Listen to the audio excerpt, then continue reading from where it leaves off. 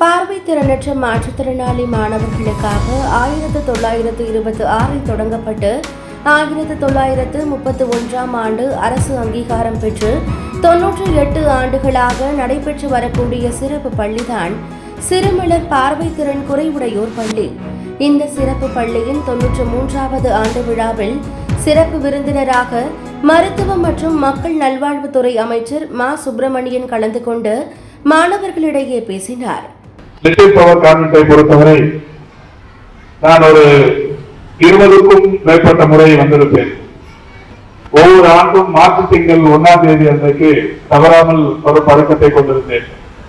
நான் மட்டுமல்ல, மாண்புமிகு இன்றைய தமிழ்நாட்டின் முதலமைச்சர் அவர்களுடைய பிறந்த நாளில் இந்த குழந்தைகளோடு தான் கேக் வெட்டி இந்த குழந்தைகளுடன் அமர்ந்து உணவருந்தி தன்னுடைய பிறந்த நாளை கொண்டாடும் பழக்கத்தை தொடர்ச்சியாக பெற்றிருந்தார்.